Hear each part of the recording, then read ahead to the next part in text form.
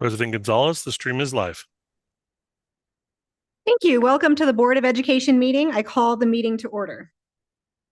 I want to remind those speaking tonight during tonight's meeting that we use the closed captioning feature on YouTube, so please speak as clearly as possible.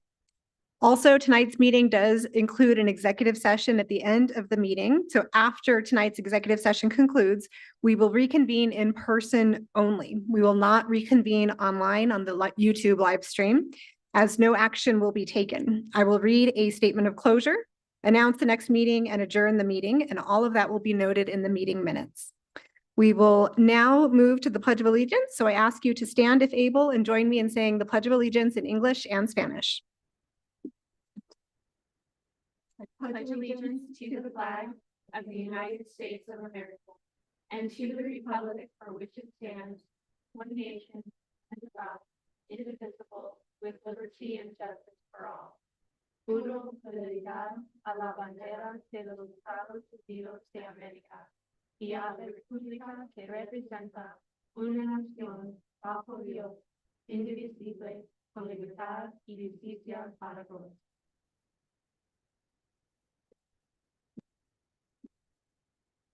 Next is agenda item 1.3, which is acknowledgement of tribal lands. We gratefully acknowledge the Native peoples on whose homelands we gather, as well as the diverse and vibrant Native communities who make their home here today. Now I'd like to ask for a moment of silence for those who have given their lives in service to their country.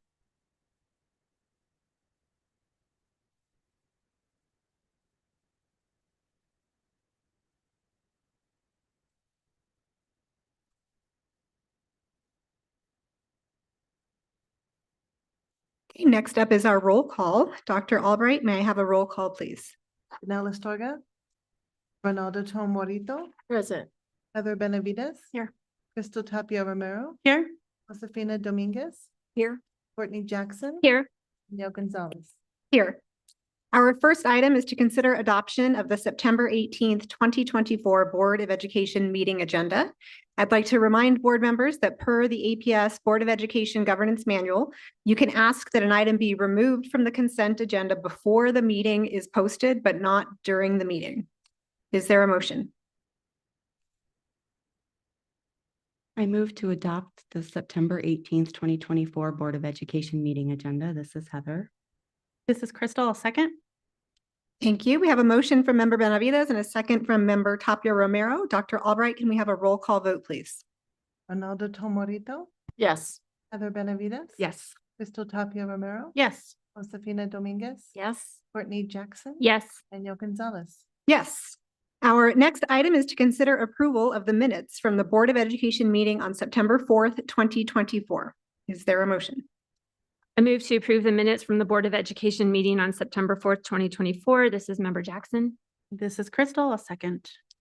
Thank you. We have a motion and a second. Can we have a roll call vote, please? Ronaldo Tom Morito, Yes. Heather Benavides. Yes. Crystal Tapia Romero, Yes. Josefina Dominguez. Yes. Courtney Jackson. Yes. Neil Gonzalez. Yes. Our next item is public forum. Member Tom Morito, will you please share the instructions for public forum? Welcome to our public forum guests. When you signed up to speak, you were asked to review rules and expectations, which our presiding officer will enforce. The New Mexico Open Meetings Act requires that our agendas specify in advance the items that will be discussed and voted on during the meeting. Therefore, public forum isn't a dialogue among speakers and board members, but rather a chance to hear from our community. We will call participants to speak in the order they signed up, whether in person or virtual. Those here with us tonight will be asked to come to the microphone at the back of the room when their name is called. Online guests will stay in a virtual waiting room until it is their turn to speak. We have set aside 45 minutes for public forum. If there are 22 or fewer speakers, you will each have 2 minutes to speak. Otherwise, you will have 1 minute. Tonight, we have 9 speakers. Once your time is up, you will be asked to quickly wrap up. If you feel unable to convey your message, you may email board@aps.edu.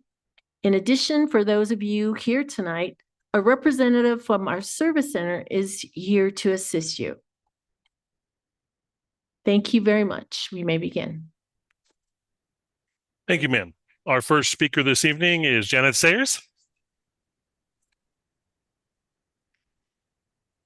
You'll have 2 minutes once you begin speaking. Speaking. Good evening, Madam President, members of the board, and Dr. Gonzalez representing Superintendent Blakey. So I'm here on behalf of the Alum Knights, which is the Alumni Association of Del Norte High School that has raised over $100,000 in scholarships, given more than $25,000 to support programs at Del Norte since 2013. And I would again like to invite everyone in the room, all the APS staff, to come on Saturday, October 5, between 10 and 3 to our big open house. You don't have to stay for 5 hours, but we'd love for you to come get some birthday cake. And I'm encouraging people to also, we're going to have a very nice silent auction to raise money for the school. And it'll be on your phone. So take a look at that and please bid on some items. So again, Saturday, October 5th. But then I wanted to just mention 2 things. So your 1964 factoid is Lyndon Johnson was president in 1964 and had only been president for 9 months when Del Norte opened after the, because of the assassination of President Kennedy in November of 1963. And 2 Del Norte cluster comments I wanted to make. I found out yesterday when I went over to Bel Air Elementary School, which is in board member Benavides's district, that they had been treated to 2,000 tickets by the Isotopes. It was an after-school event on August 29th.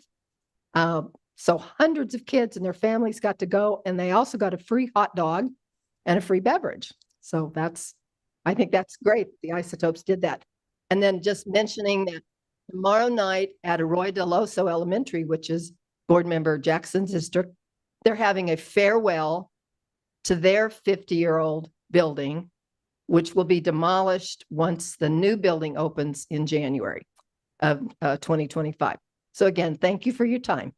Thank you, ma'am. Our next speaker is Dr. Sinello. Yes. Yeah. You have 2 minutes. Once you begin speaking, I'll walk him up there. Right. Well, good evening, Madam Chair and school board members and the superintendent.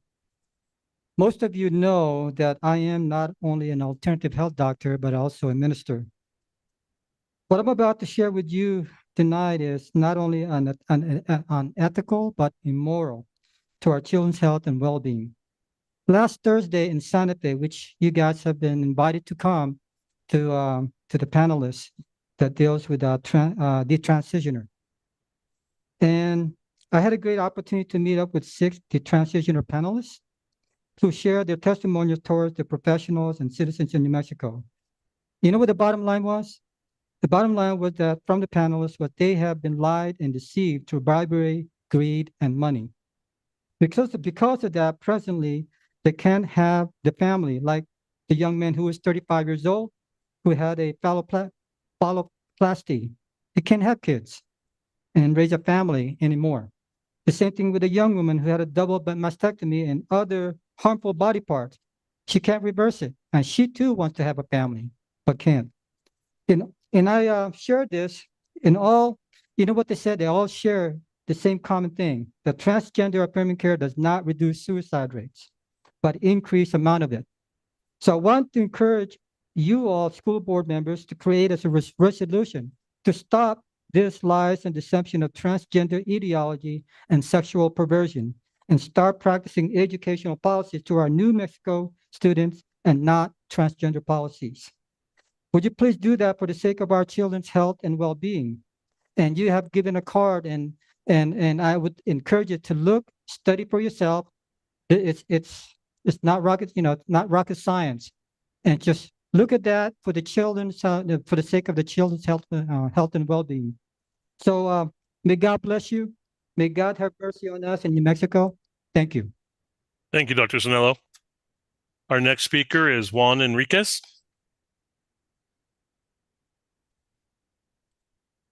Mr. Enriquez, you'll have 2 minutes once you begin speaking. Good evening, members of the board. My name is Juan Enriquez, and I am an EA at West Mesa High School. I work in the IGS 1 program. I did do IGS 2 as well. I'm a proud member of the AFCP union, and I'm also the treasurer of my local union. And I ask that you guys approve our contract tonight. Thank you. Thank you, sir. Our next speaker is Lynn Anton.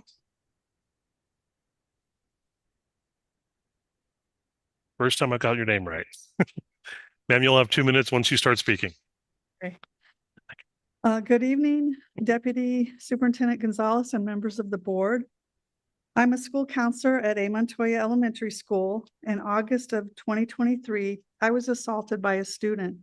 He was out of control. He bit an EA and then headbutted me. I went to Concerta.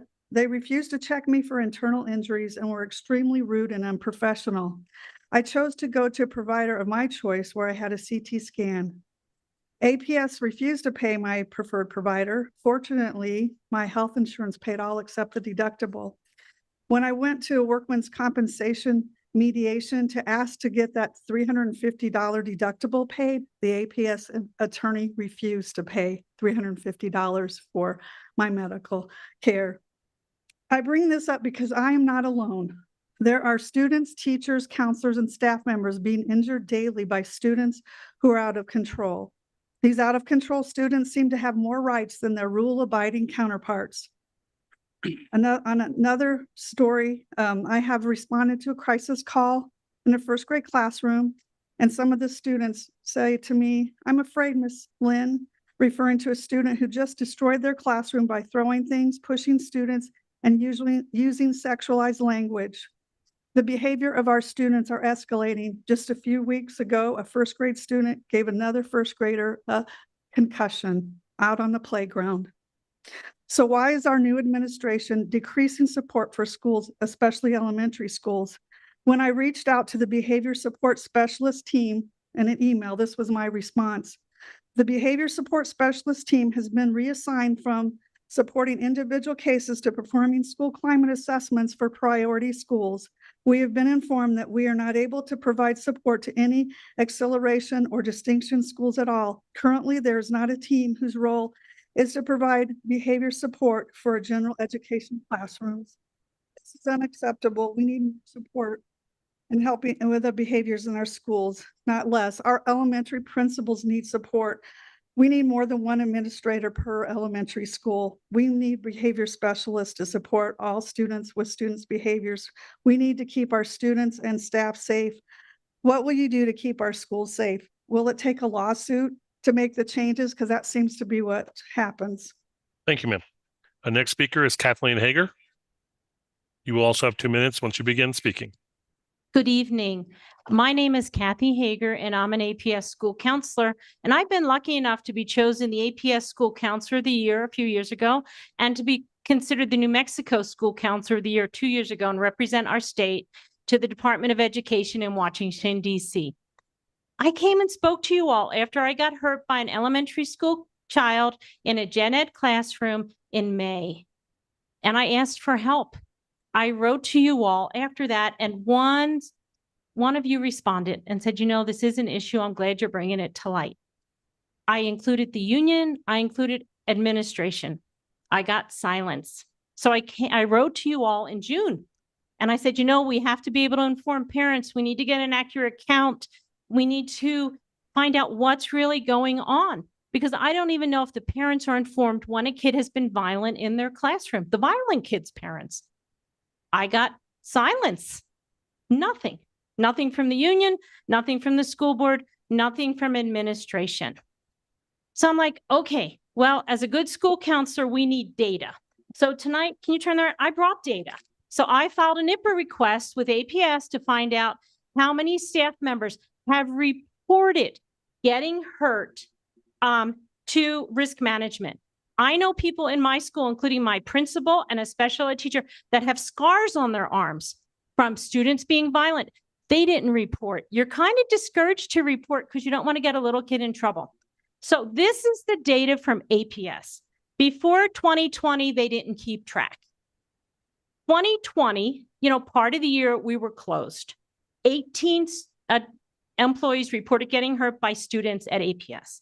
In 2021, 63 staff members reported getting hurt by students at APS. In 2022, 107 staff members reported getting hurt by students in the classroom.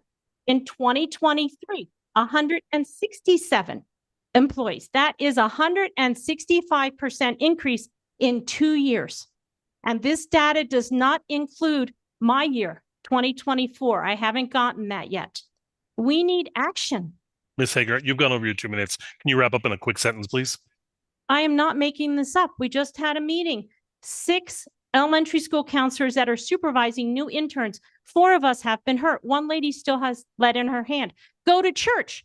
A fellow counselor got punched 2 weeks ago. She's getting help. Go to the bathroom at the beginning counseling meeting, and a counselor told me how a student picked up a branch and whopped her the other day. Ms. Hager, thank you. I'm sorry. I need to cut you off.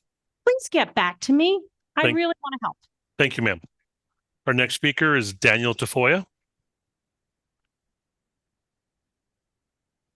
Mr. Tafoya, you'll have 2 minutes once you begin speaking. I'm an ex-substitute teacher and volunteer for APS. I am here about retaliation. Like the lady said, there have been several complaints of students abusing teachers, teachers abusing students, stuff swept under the rug.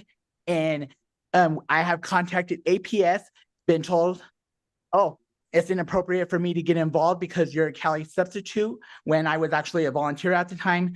I filed a complaint of a principal abusing a student and no one has contacted me. It's been over 2 weeks. I have reported teachers abusing students, students abusing teachers. Never have I been contacted by APS or anyone. I called CYFD, still haven't been contacted by them either. Things are being swept under the rug. Students are being abused, teachers are being abused, EAs are being abused, principals are being abused. There's a lot of abuse going on in APS and it's being swept under the rugs. It's sad. I came here last meeting. It was told that I came in here and I was hostile and that I was escorted out, which was not true. But it's being told that to outside of the house at I don't know where, but it's been told at SR Marmon and other places. It's just sad that there's a lot of retaliation going on and things being swept under the rug and people being abused. Staff members are afraid to report. Even though they have their union reps, they're afraid to report due to retaliation. I had staff members call me last week reporting incidents to me, and I'm like, because they're afraid to report to you guys because it's sent to different departments. Everyone's saying it's not their job, it's not my department, go here, go there, go there. No one wants to stand up and say, hey, I'll take charge, I'll look into it, I'll investigate for you. It's all being swept under the rug and it's sad. I want to see change in teachers, substitutes, EAs, everyone protected, everyone at APS. It's not just our students, it's students, teachers, everyone. Thank you. Thank you, sir. Our next speaker is Porfirio Morales. Mr. Morales, you have 2 minutes once you begin speaking. Hello, my name is Porfirio Morales. I have 2 boys in APS. Good evening to the board, school members, and the madams. I just want to speak against Title IX, especially having the transgenders going into the girls' bathrooms because there's been incidents of sexual assault, and also there's also girls losing spots and also getting injured by these these actually called men who have bigger density, bone density, lung densities, and stuff like that. So hopefully you guys, I pray that you guys do the right thing, just protect our girls in the locker room. Thank you, sir. Our next speaker is Lisa Rogers.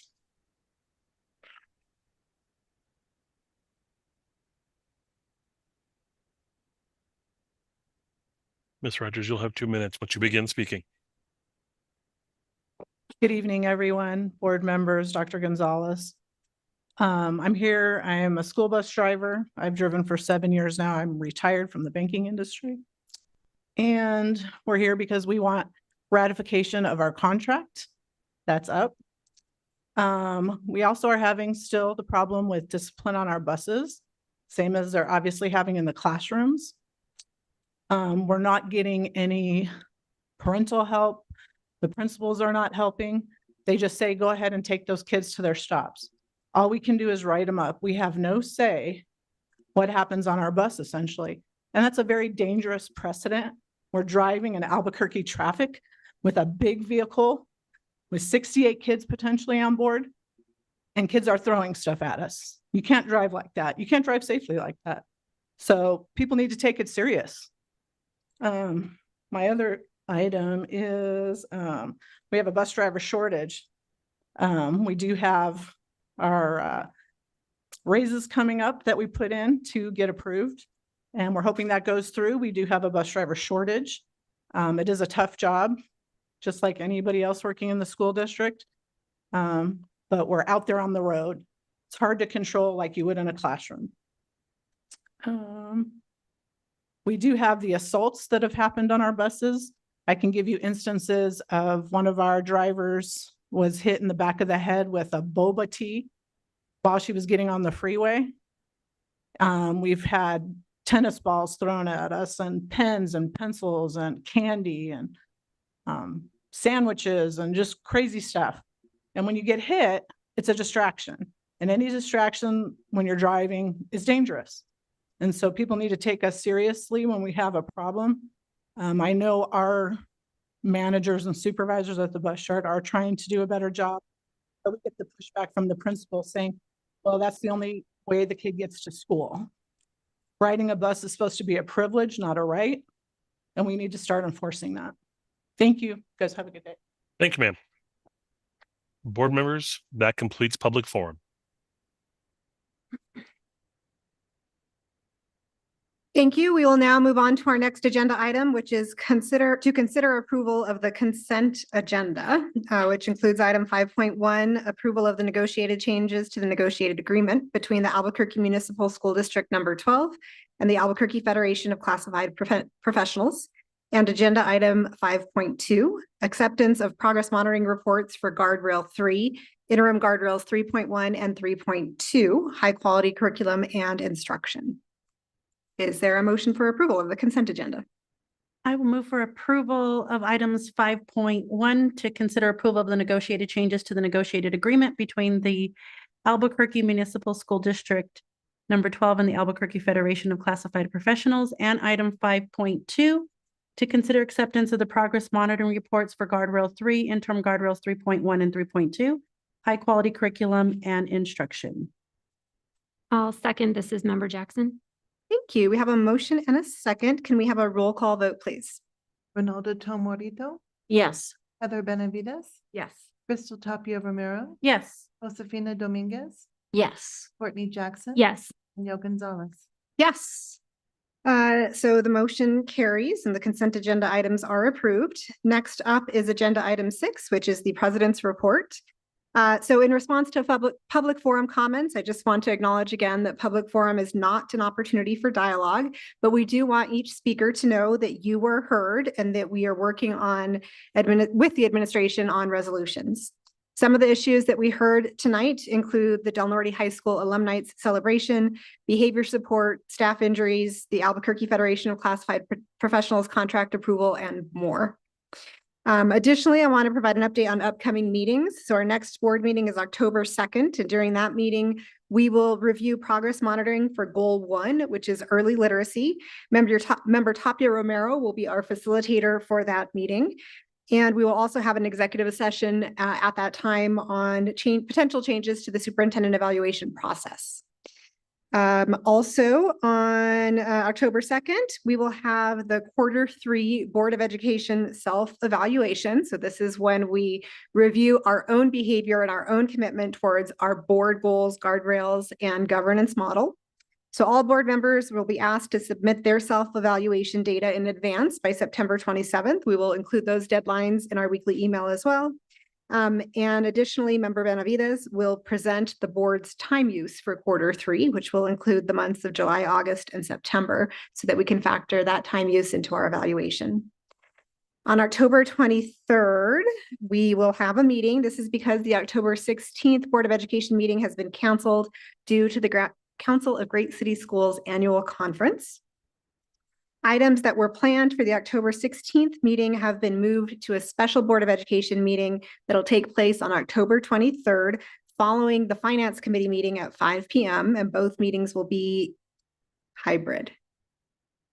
On that October 23rd agenda, we will discuss Goal 2, which is math proficiency. So we will conduct progress monitoring on that, and Member Dominguez will be the facilitator for that progress monitoring discussion. And we will also discuss and potentially approve the legislative agenda for the legislative year 2025. Last, but certainly not least, I just want to give an update on NMASA. So the New Mexico Measures of Student Success and Achievement, or NMASA, is New Mexico statewide summative assessment, which is administered for math and English to all 3rd through 8th graders at the end of the year. And the New Mexico Public Education Department is planning to present the scores from the spring 2024 assessments at the Legislative Education Study Committee meeting taking place tomorrow morning.